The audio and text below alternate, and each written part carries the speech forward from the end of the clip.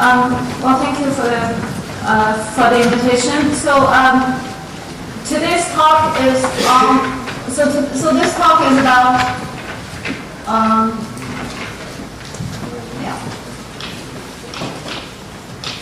so complex Poisson manifold.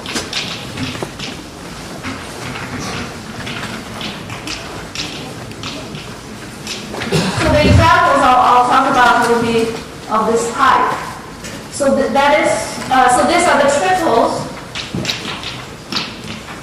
P, and pi, where T is a complex torus.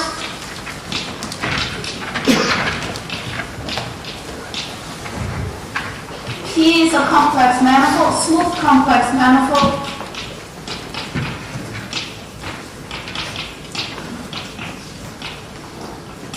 With the T action. And pi is a holomorphic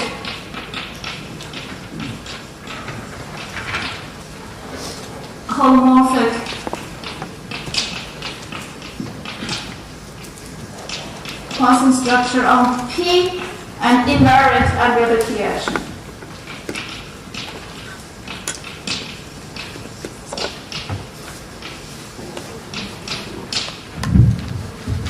Okay, so this I'll just call a T Poisson manifold. And most of the examples I consider they're actually algebraic varieties, and so everything in this course will be algebraic. The action is algebraic, but I say everything in terms of holomorphic Poisson structures. The message that I want to send today is the first one is that there are lots of such examples. There are loads of such examples. I find myself I find difficult to quantify, to justify the word a lot or many of them or so on in mathematically. So I'll just use a language that my 5-year-old daughter would use, which is there are many.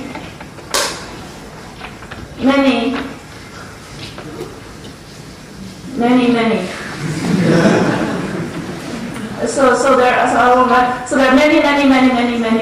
many such structures. Okay.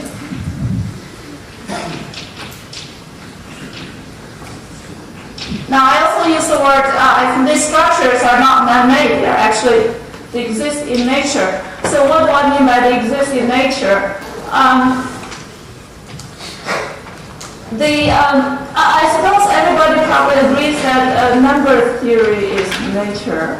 And I think, so on the second to number theory, I think like matrices and linear algebra or semi-simple groups or quantum groups, these are not given, so therefore they are nature. So these examples that I talk about mostly will come from, have their origins from quantum groups. Okay, so in this sense, I think I say that they exist in nature. And secondly, they have good properties. I mean, they have good features, common features.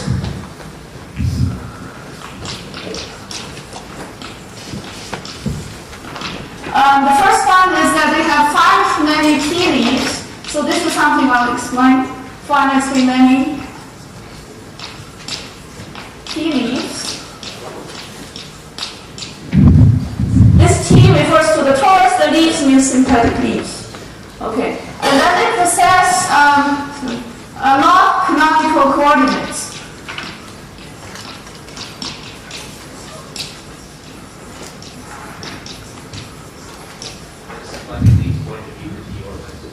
Sorry? You take, I'll explain what T leaf means. You start with the leaf, you let the torus act on it. You get a whole torus orbit of leaves. Yeah. Third one, there is a notion of something called the T-Pfaffian.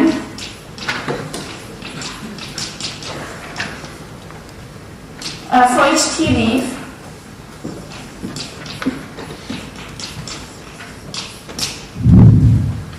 And this notion of T-Pfaffian potentially will be very good for studying study singularities of the closures of T leaves.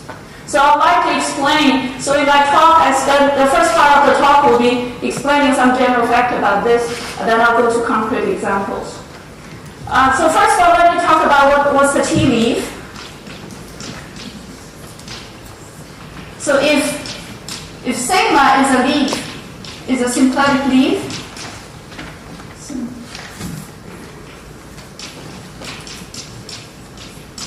and then by the T leaf, we mean this the T sigma, so T echelon sigma. So this is the union of T echelon sigma.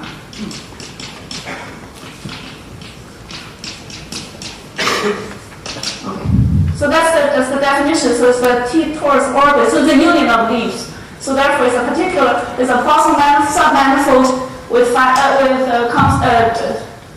so the Poisson structure has constant rank on the T leaf. Okay. Now, first of all, so let me. We are mostly interested in varieties or manifolds with finite many T leaves.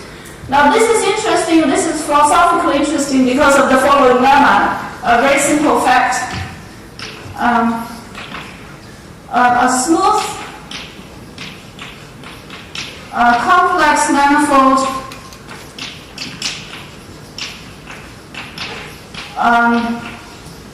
A holomorphic Poisson structure on a holomorphic Poisson structure on, a holomorphic Poisson structure on the smooth complex manifold cannot have finitely many symplectic leaves. Cannot have finitely many symplectic leaves unless it's symplectic itself. Unless it's symplectic.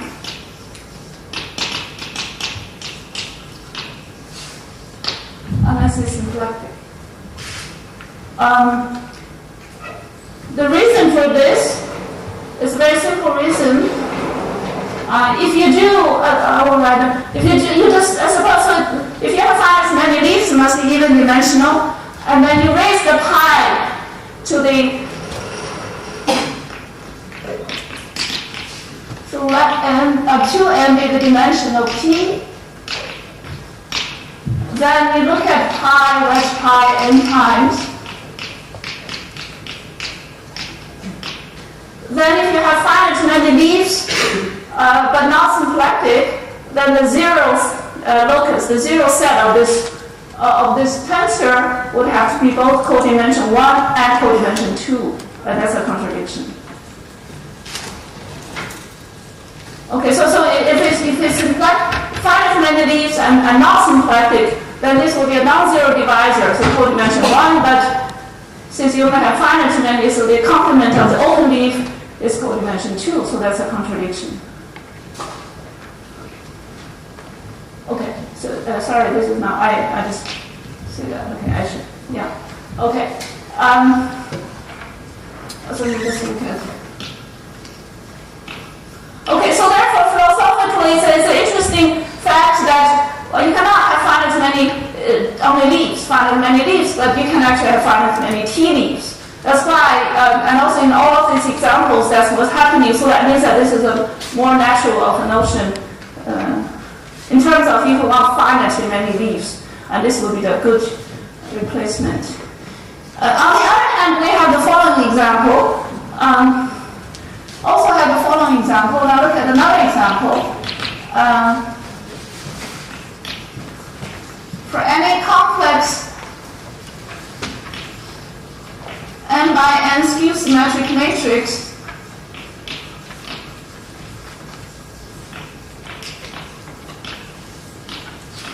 call the Cij.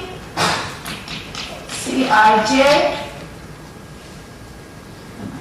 have a holomorphic Poisson structure. This is what's called log canonical, so let me write down. Log V, log canonical,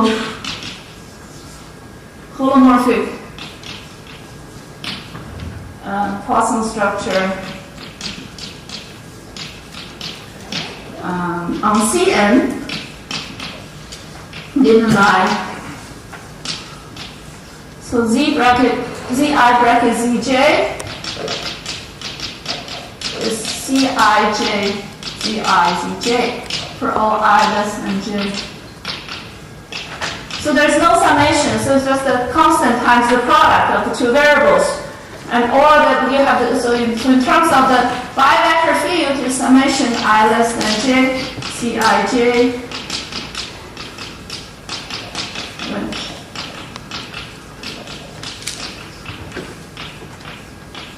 okay, now these two vector fields, this kind of vector fields commute. That's why this is automatically a Poisson structure.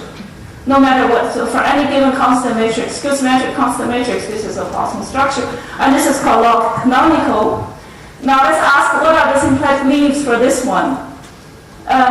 First of all, you notice that if you set one of the variables to be constant, that's a Poisson submanifold. So all the hyperplanes have coordinate planes have Poisson submanifolds. So you restrict yourself to, for example,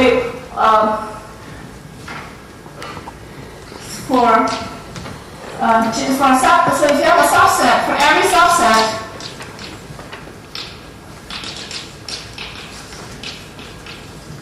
so for every subset of the number from 1 to n, you let this Lj to be all the points such that Zj is equal to 0 if j is not in j, and Zj is not equal to 0 if j is in the set j. So you set, right, every point lies, then Cn is the disjoint union of such. Okay, so you go through all the subsets, right? So every point has some coordinate equal to 0 and some coordinate not equal to 0. Then you can see that the Poisson structure is constant rank on here. So this is a disjoint union. And pi is constant rank. So rank of pi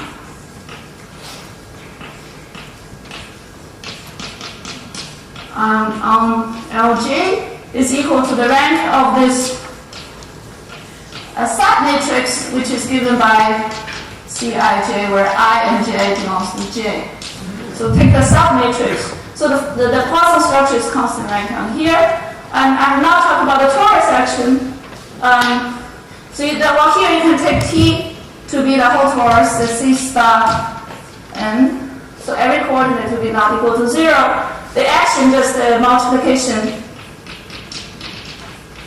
So this acting on Z1, Zn to be T1, Z1, Tn, Zn. This is a big torus. Okay, in fact, if you only forget about the Poisson structure, just look at this torus. Then every orbit, what are the torus? Every Lj is a whole torus orbit. Sorry, let me just write down. Then each Lj is a T orbit. So in this case, I'm taking a very big torus. So it's no matter which Poisson structure you take, which complex, which matrix C you take, these are the TVs, because just the torus actually itself already sweep out the whole Lj. So the T orbit also a TV. Here is because I'm taking a big torus. In general, the torus doesn't have to be this big.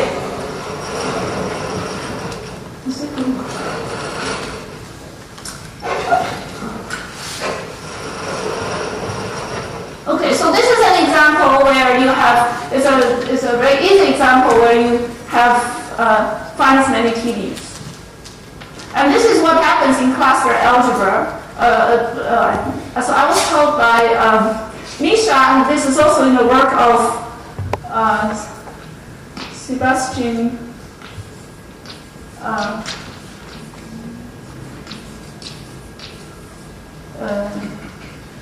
something, is this the name correct?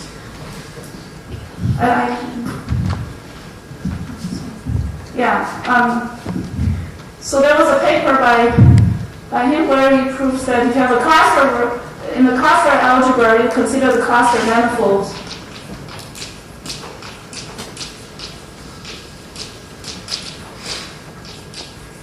Are examples where you have finite many TDs. So any compatible Poisson structure with a given cluster algebra makes the cluster manifold into a finite many TDs.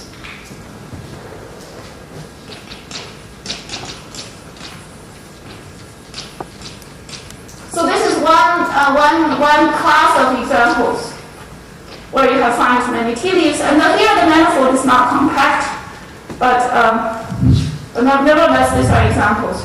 So my motivation for studying this are other examples. So this, so I'm going to list more examples, which are not as obvious as this example.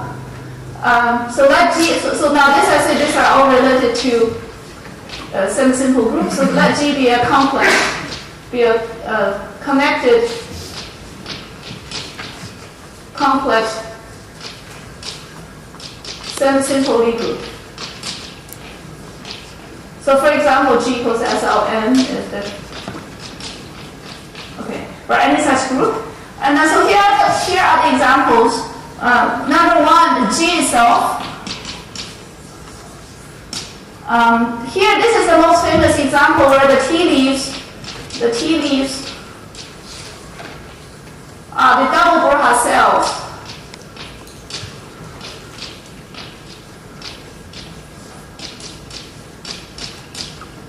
And this is the most famous example in a way. This was also, as I understand, the motivation for studying cluster algebras, or the beginning of cluster algebras.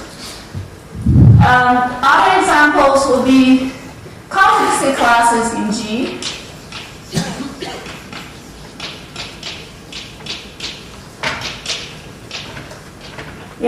Every complexity class in G has a Poisson structure where the torus, I forgot to say in all my examples that the T is either a maximal torus for T or two copies of it. Okay.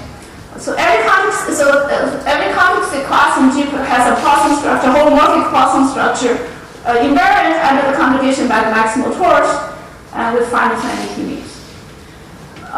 Number three, G mod P, where P is parabolic subgroup of G, and then this was studied by Goodall and Yakimov.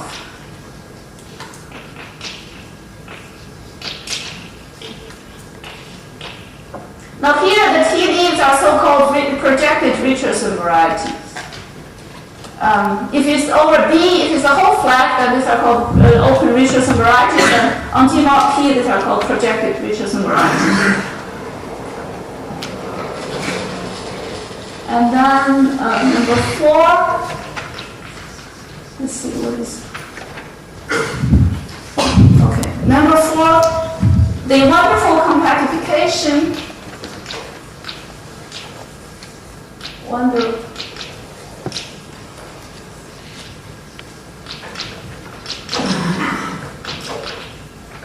Of G mod K. So this is a symmetric space where K is a symmetric subgroup. So K is a fixed point set of some involution. Okay. And then there is this is the so-called continued Prochesky compactification, or the wonderful compactification. And so that's an example of finite many TVs. I'm not going to go into details of all these examples. Let me and the double flat.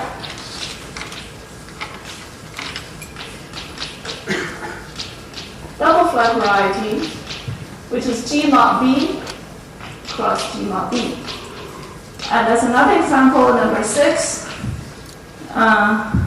The wonderful compactification of G.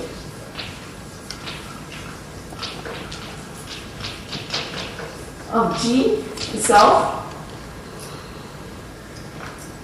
And number 7, the straighter resolution.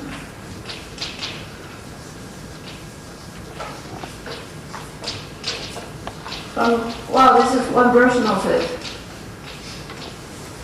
This is the co-packaging model of the flat variety to get into the unipotent variety inside G. So this is inside G. Okay. Number 8, the Bott-Samelson variety.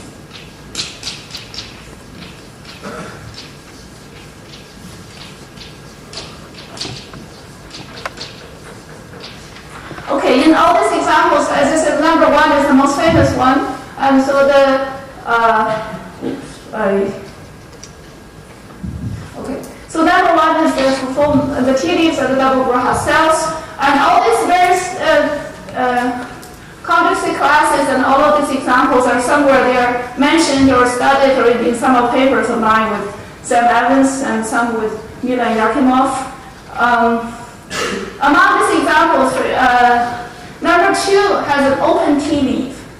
Sorry, everyone has an open tea leaf, because there are find many tea leaves. So everyone has an open tea leaf, but the number 2 is always even dimensional. There is one open symplectic leaf. Number 2 and number 5 and number 7, these are on this example there are open symplectic leaves. So the torus action is tangent to the leaf. But if you take for the smaller one, you really have to use the torus to find as many such. If you paid attention to what I was saying here, there were many such things. I said this 8 times. If you remember, I said many 8 times. So what I have in mind are this list of examples. What? You could generalize 7 by saying, I guess with simultaneous resolution, and then you should probably do standard method. Well, yeah. So this is right.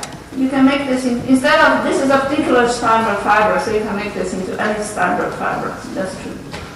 Yeah. Your example 0 is not compact. My example 0, some of these are not compact. Example 0 is not compact. So if you take the action of C star and you take the induced Poisson structure on CPN or CPN minus 1, does it fall in that? Do you get an example in that list, or is not an example of your sort?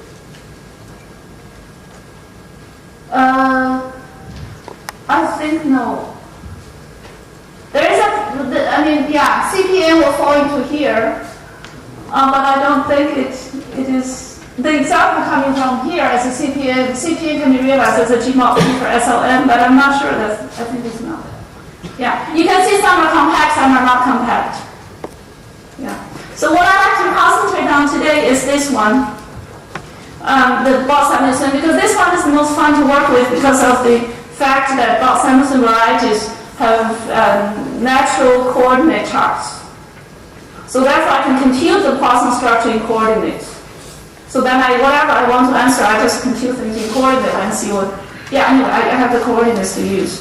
So that's really, so at the top, let's see if I miss something. The one feature is all of this, all the tea leaves in all these examples, or rather their closures, are varieties that people are interested in V theory. Now, so the closures of these tea leaves are interesting sub-varieties of this, and especially, for example, their singularities and this kind of questions are very natural for Lie theory. Right. So the talk, so for the rest of my talk, I will now give some preliminary on the notion of T-Fathian and log canonical coordinates, and then I'll concentrate more on the Bott-Samelson variety, and to see, in particular, the Bott-Samelson variety itself is a compact, it's projective variety, but it has 2 to the n, if the dimension is n, then it has 2 to the n open charts. And on every chart, you can compute the Poisson structure.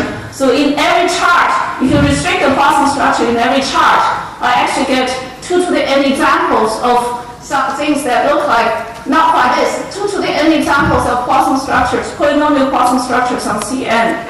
And every one of them has found as many T leaves. Okay. All right. So that's so. Let me give some. I'd like to introduce this notion of T-Fafian. This is very much related to some work of Marco Gutierrez and his student Brent Pim, and work that he didn't speak on that at this conference. But this also showed up a bit in his talk, in Marco's talk.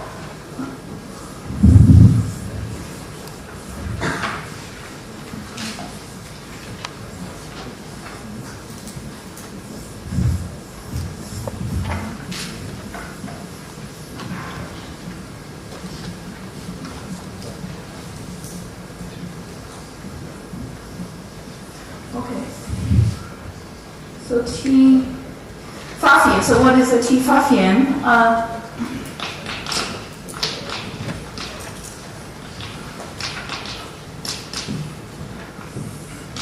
So I fix a triple like that. Okay, so I fix a triple.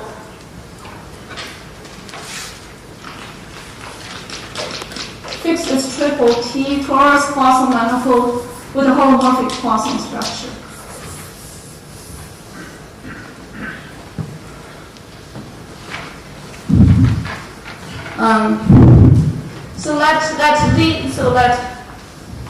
So little t be the Lie algebra of t, and then we have this holomorphic vector field for x in the Lie algebra. We have this holomorphic vector field, which is defined to be, which is the infinitesimal generator of the action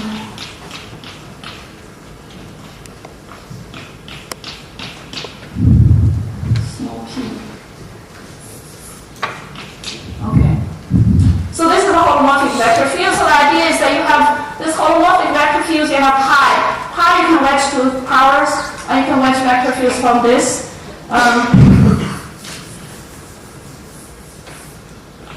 So let L be a T-leaf.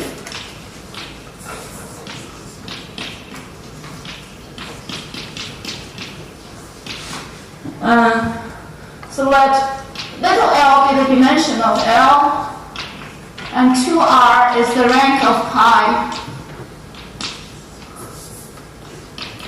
in L. Okay. All right. So since it's a T-leaf, so this is the constant rank of L. And then for x, so for x, if x is a summation xi1 wedge ik, where k is L minus 2r, so that's the codimension of the co-rank of the Poisson structure in L. You let sigma x to be summation v xi1 v xik wedge pi r times. So this is a vector field of degree 2r plus k. 2r plus k is L. So this is a holomorphic. So this is a holomorphic section on L of. Now, so this is a so-called anti-canonical section of L. So it's a top degree multi. It's tangent to L everywhere because L is a T-leaf. So pi is everywhere tangent to L. Those vector fields are everywhere tangent to L. So you get so this L vector field is everywhere tangent to L. Okay. So the fact.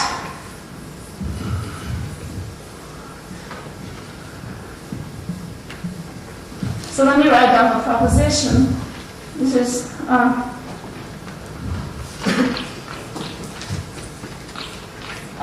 this is with Alan Knudsen. So then we started talking about this T-Fafians a couple of years ago. It's a very simple fact. So first of all, it says that I forgot. What do I want to say? I should give a definition.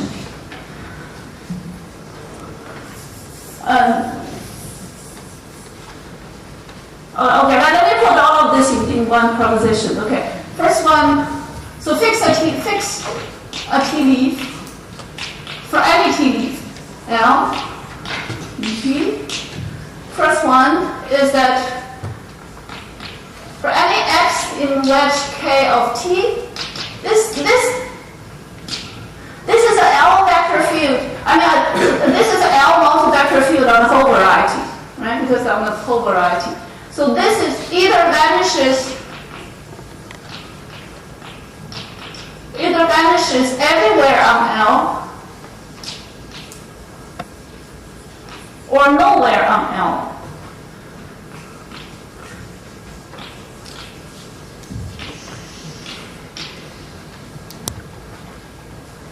Okay, so it's a multi-vector field defined on the whole thing, and it's tangent to L, so it's either everywhere 0 or everywhere non-zero. So I should, yeah, let me add a definition. A Pfaffian, what we call T Pfaffian, is by definition a T Pfaffian for L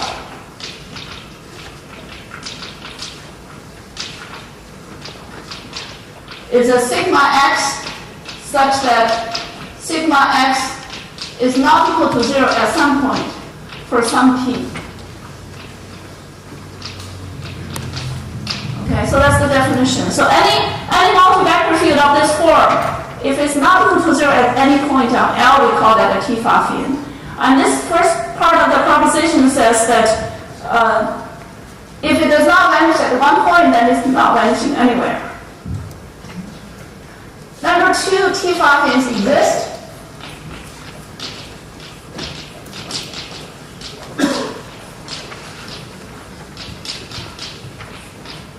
And they're unique after scalar multiplication, and there are restrictions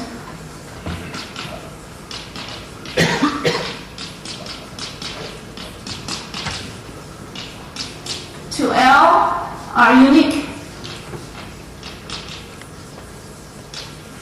up to scalar multiples.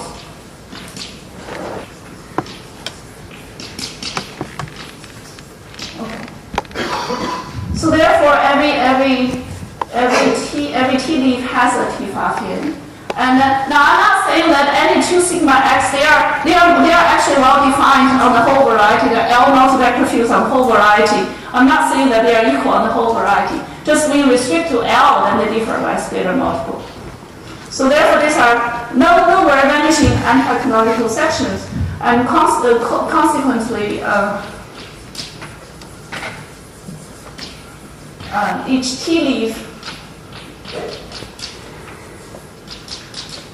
because having a trivial, has a nowhere vanishing anti-canonical section, so therefore it also has a volume form, holomorphic volume form. So each T leaf is Calabi-Yau, for example. Okay. So this is. So are these like invariant for the Hamiltonian flow? So the T leaves are 0 volume class or something? Sorry, can you say what about? Are these volumes invariant and the Hamiltonian Yeah. flows on the leaves, so that the leaves are 0 volume class and these are just invariant? Exactly. They are invariant, so I can give you, that's right. So each of this guy is invariant under Hamiltonian flow. So let's see what I can give a very quick proof. The proof is very exactly what Louis was saying, that every one of the sigma x is invariant under the Hamiltonian flow. Maybe I can just say why. Right? Right now.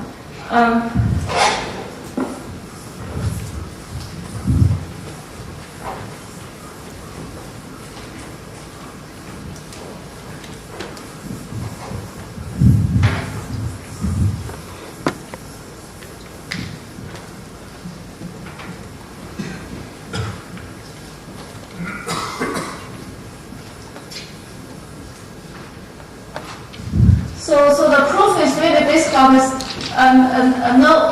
very simple observation that for any local Hamiltonian vector function, for a local holomorphic function,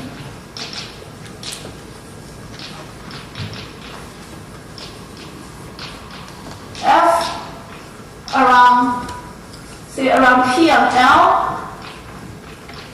If you look at the Hamiltonian vector field, you bracket with sigma x for every x. So you get summation, something like this, right? So plus minus Vx1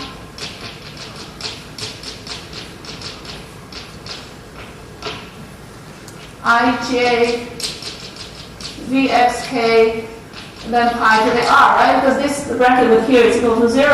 Now, since this is a Poisson vector field, Hamiltonian bracket Poisson is Hamiltonian. But then I'm restricting to, I'm looking at this at pi. The Hamiltonian is tangent to pi. The image of this is the whole leaf. So if it's Hamiltonian, then it cancels with something in here. So that's equal to 0. So therefore, this is a parallel section, whatever you call this. This is invariant of the Hamiltonian flow. So therefore, the 0 section, so now if you got this as an anti-canonical section, then the 0 divisor of this anti-canonical section would be is T invariant, and it's a Poisson submanifold.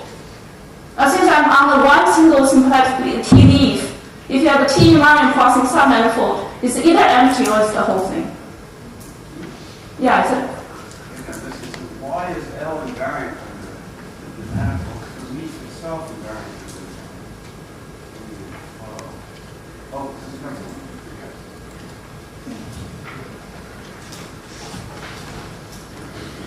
yeah. Okay. So this implies this implies the 0. Yeah, this is the Markos notation. This means where it's equal to 0 inside L is a T invariant Poisson submanifold subvariety. But my L is one T leaf. So this has to be union of T leaves. But my L is one T leaf, so it's either empty or the whole thing.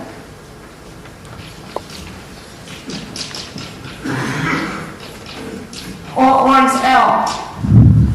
And that would mean that, yeah, so now you take, I haven't proved. Yeah, okay, so this is the side lemma, and then how do you prove?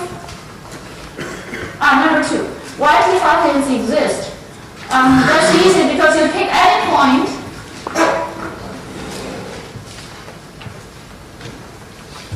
take any P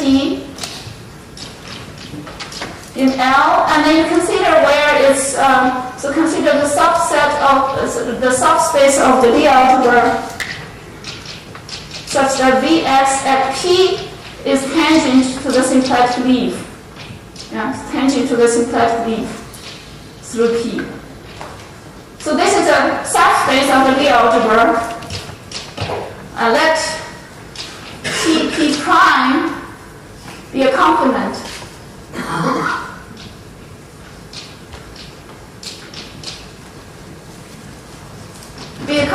of TP in T.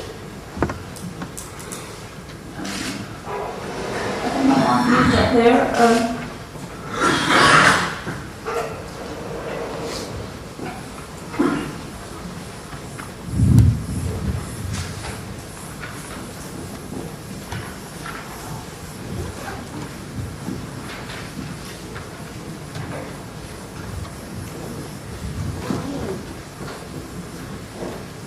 And then you choose a basis for the complement.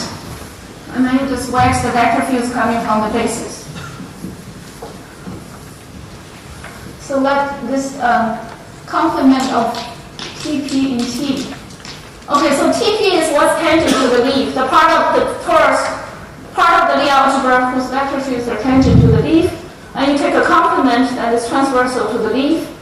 And you let x equals x1, xk, which is how. So in other words, you choose a basis for the complement, and then by definition, the corresponding vector fields are all transversal. I mean, your whole tangent space is this part coming from TP prime, this part is the symplectic leaf. So if you wedge this together, then sigma x is nowhere equal to 0. It's not equal to 0, so therefore it's nowhere equal to 0. So that's just the funcking exists. Now if you have two such things, then first of all, if you have two of this, then they differ by, if sigma prime, so sigma x is a T-Pathi.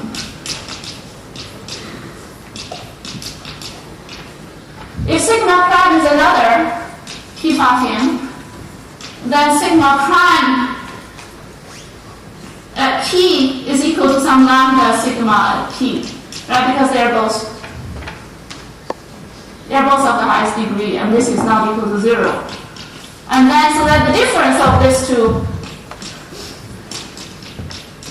vanishes at one point, but it's still of this form.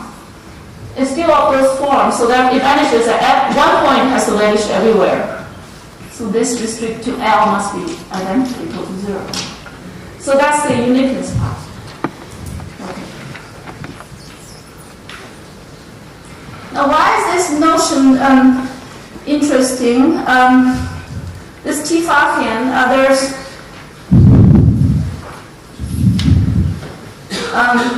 so let me pause a little bit, then I'll mention now. I'm done with the general fact about T-Pathians. So the message is that in every T-leaf you have a unique T-Pathian up to a scalar constant. So after to a scalar. This is just a slide, just it's a generalization of the volume form on a symplectic leaf. And there you invert it. So every symplectic leaf has pi to the power, the highest power. So if you have a T-leaf, then you just use some vector fields from the torus, you get something that's uniquely defined up to a scalar. Okay. So now I want to talk about log canonical coordinates.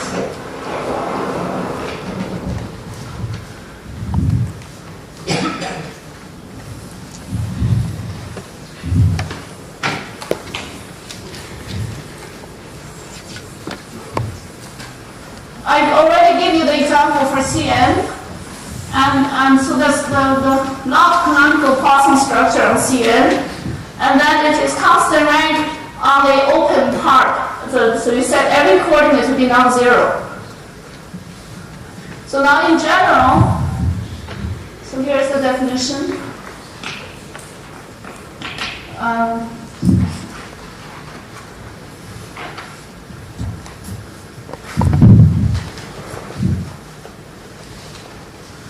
So that L is unique if you have some coordinates called like C, which is from some open subset. So L0 is some open subset in L. This non-zero complex number. So this is the complex torus. So let's call this C1. Okay, if this is a Poisson isomorphism,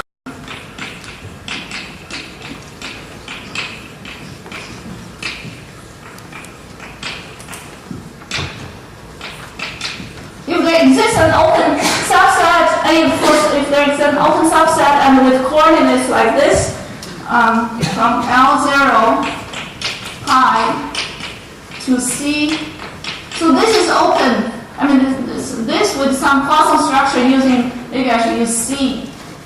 I should have called that C. When I was looking at my example 0, there was the log canonical Poisson structure on C, and that depended on some matrix.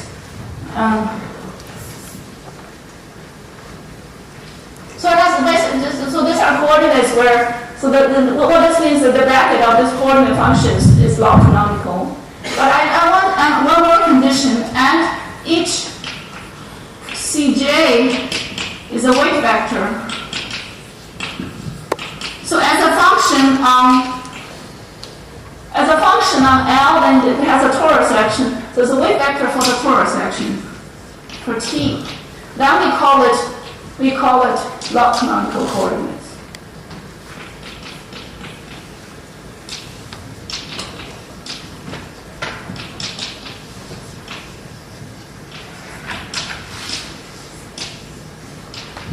So log canonical just means among the coordinate functions, the bracket is log canonical. For some here's for some C, some skew symmetric matrix C. So among coordinate functions, this log canonical, the bracket is log canonical. I also want each coordinate function to be a weight vector for the torus section. So I'll give you lots of examples of that. Now the simple corollary of this is that magnitude T-Fathian in this coordinates has a very simple form. This is really our motivation for studying for studying this T-Fathians. So lemma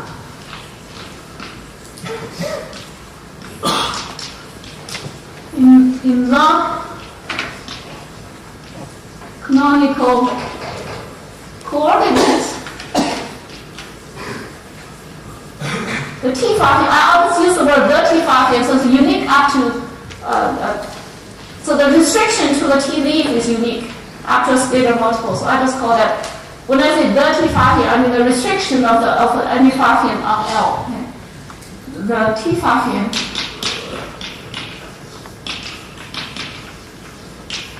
for L has the form,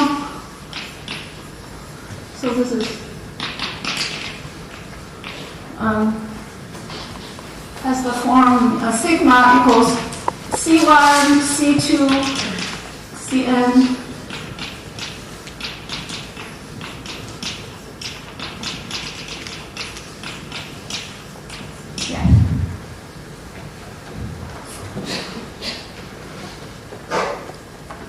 The reason is very simple because the vector fields looks like this.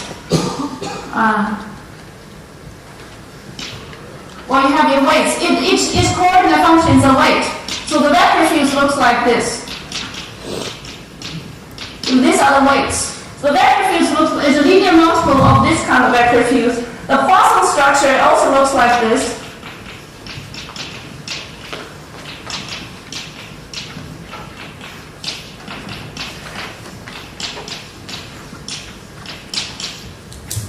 Yeah, you can call this delta I, delta J, for example. We group this together. Remember that these are not non-zero. These are on my L, these functions, on my L naught, on the open subset, these are non-zero functions. So this is the form and basis for the tangent space.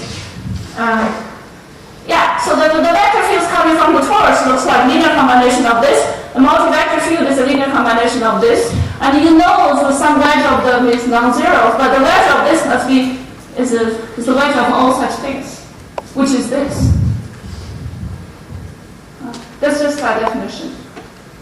Okay. Just because everything is a linear combination of this kind of thing. So the wedge of all this kind of thing is that. Okay. So therefore, what's the conclusion? That if you have log canonical coordinates, your Fathian looks very simple like this.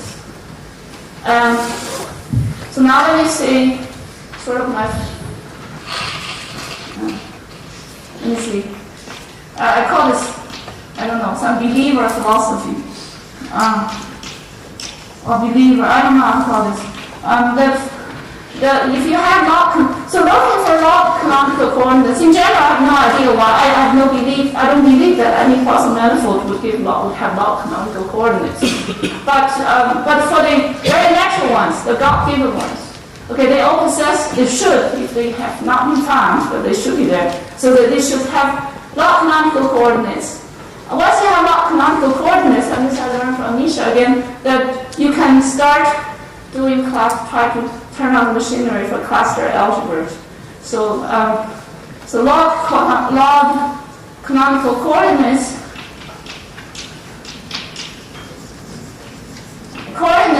gives you might give you that the setting you can start to try to get cluster algebras.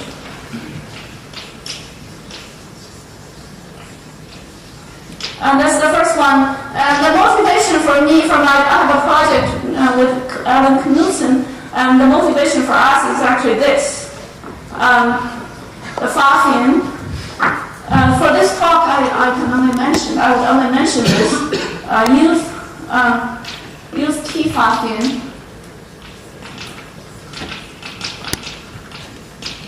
to define something called forbidden splitting Now this so now there is this method of Frobenius splitting in I don't know, in algebraic geometry representation theory, but this is something for varieties of a characteristic P. The idea is that in the good cases, the Frobenius splitting is defined by an anti-canonical section. And if your anti-canonical section in some local coordinates looks like this, you're guaranteed that you have a Frobenius splitting. So because of this lemma, so this gives you the hope that you can use this function to define Frobenius splitting. But this is I'm now ready to talk more about this. First of all, you're talking about varieties over characteristic P, or schemes over characteristic P. And secondly, over characteristic P, I don't know what it means to what simplex leaves mean. But the T-Pfaffians can be used to define. You just take this as the vanishing locus of various T-Pfaffians. So anyway, so this is I'm mentioning this because this is a forthcoming. It's a project that I have with Lutzen. Already, I think this is interesting enough. There should be applications of this notion in just characters over C even.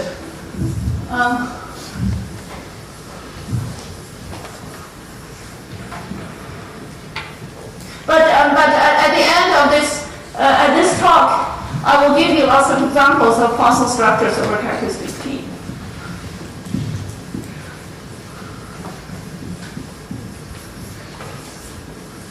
Over characteristic P, the problem is because every function, if you're over characteristic P, this guy is in the center bracket, anything is equal to 0.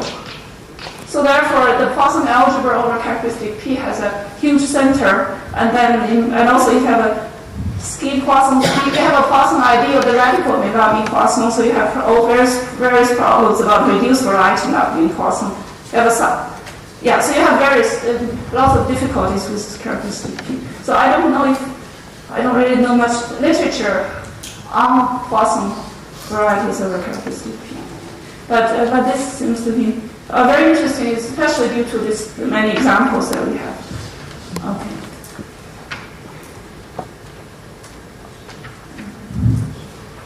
Okay. So now I just briefly talk about. I don't have much time to talk about the Poisson structure on the Bott-Samelson now. So now let G complex and simple. And then with fixed Borel.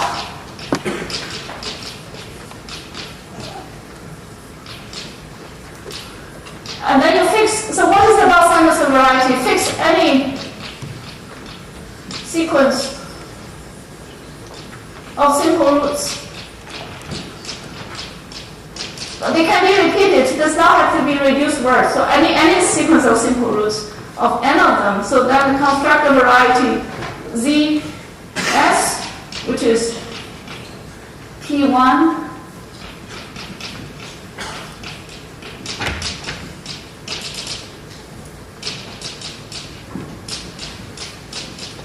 So this is where Pj is a parabolic subgroup given by corresponding to the Sj, and the action. So the quotient is this action.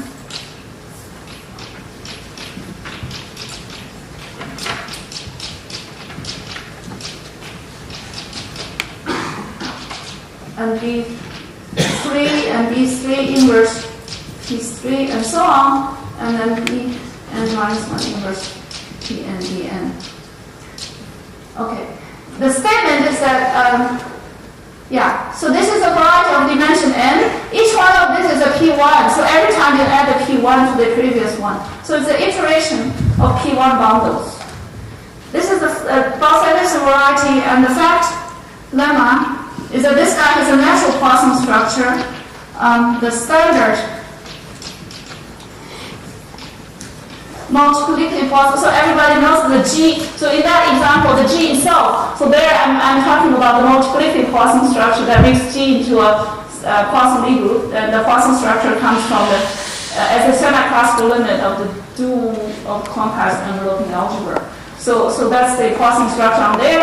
And the Poisson structure on G restricts to every parabolic containing B is a Poisson submanifold. So restrict the Poisson structure on G to P, to every P, and then you get a product Poisson structure on P1 cross Pn. You divide out by the B. So the standard Poisson structure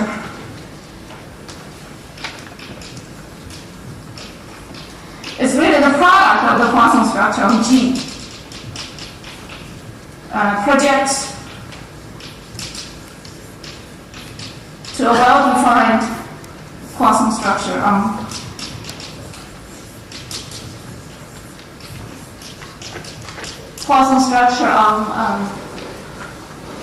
the flat variety. So it's really, the definition is very natural. This comes from the multiplicative Poisson structure on G, restricted to P cross 1, P1 cross P2 cross Pn, and then project.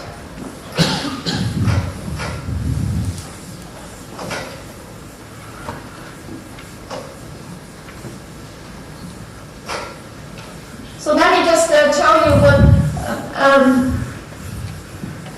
the statement, the theorem is that this one has finite many leaves. Yeah, I don't even have time to describe, but I think I want to emphasize a bit more on the coordinates. So theorem pi on GW has finite many T leaves.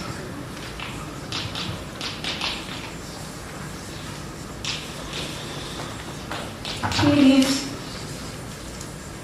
and each T leaf has canonical coordinates. T leaf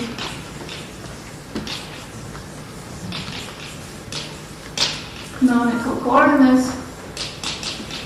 Now let me not go to the detail to explain what these T leaves are, but it just involves labeled by some subsets and some vowel groups and so on. What I want to emphasize is what it looks like, what they look like, what does Poisson structure look like in coordinates. And I just will make a few remarks.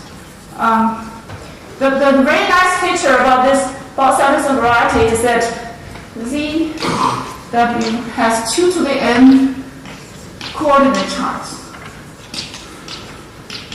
Coordinate charts. One, or called omega gamma, for each sub-expression, for each gamma, which is equal to gamma 1, gamma 2, gamma n, where gamma j is either equal to identity or sj in the vowel group. So there are 2 to the n such. Yeah. For any choice of s, I can. I guess S isn't as a reduced expression. No, that means s. S does not have to be a reduced expression. Any sequence of simple roots. You can be SS and the same S. For example, you can take SO2, you only have one simple root. You just take a simple S appears as many times as you want. Does not have to be a sequence. And then for each one of that, you have 2 to the n charts. Okay? And then the Poisson structure in each chart is again an example. The restriction of pi in each omega gamma makes C. Then you also have coordinate charts. If you choose root vectors, then you get coordinate charts. Makes this into a Poisson algebra. So each coordinate chart, so you identify the functions into polynomials, then in each chart you get a Poisson polynomial algebra. And then there are finite many leaves. So this is, again, so on the whole thing, all the Bott-Samelson, there's a projective variety with one holomorphic Poisson structure. But on each coordinate chart, you get a polynomial Poisson algebra. This is not an arbitrary Poisson polynomial algebra. This is an example of an iterated Poisson algebra, or what's called polynomial, or ORE, I don't know, there's a name, something like this, or polynomial Poisson algebra. And this notion is due to somebody called O and Good Earl, and you look at the papers in Good Earl, and there's a paper by him and a long one. where they show that if you have an iterated Poisson polynomial algebra with a compatible torus action, then there are only at most 2 to the n t leaves. Well, they talk in terms of Poisson algebras and Poisson ideals over characteristic 0. So they have the notion of Poisson core and Poisson order. So they have a theorem. But in this country, these are examples of those. I didn't have time to tell you the description of the tea leaves, and you can see right away from the concrete description there's less than 2 to the n. Their theorem says there are at most 2 to the n in general, and these are concrete examples where you can see. So the leaves are described by some subsets of some index set and some Lau group elements. Okay, so now just for just a few remarks now. My student wrote a program, so we understood the formula in each coordinate enough so that made it into a combinatorial, give a combinatorial description. So the Poisson bracket depends on some root string inside the algebra and the patterns of the roots and also the structure constants.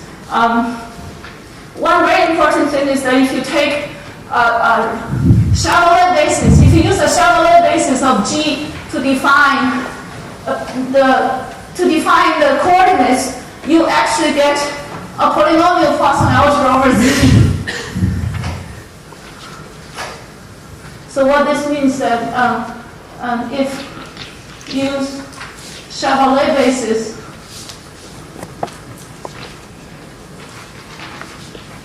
for G, get Zij belongs to Z, Z1, Zn.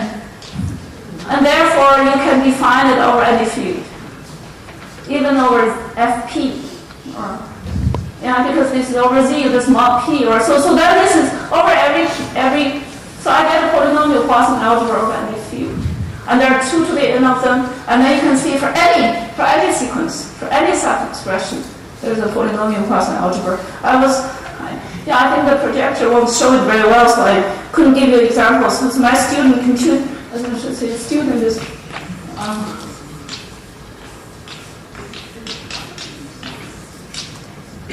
Z, not positive, someone. This is my student of mine from in Hong Kong, but he's from Hungary. So he wrote a computer program. You can compute, for example, for E8. You take the group E8, take a word, a reduced word for the longest vowel group element, which has 120 simple roots, and then so that you're looking at a 120-dimensional, And then you take any sub-word, and then it takes about half an hour for this program to compute. But you get pages and pages of brackets. And you can check Jacobi identity, for example. Make sure you didn't cheat. You check Jacobi identity, and huge polynomials, 3 of them add up to 0.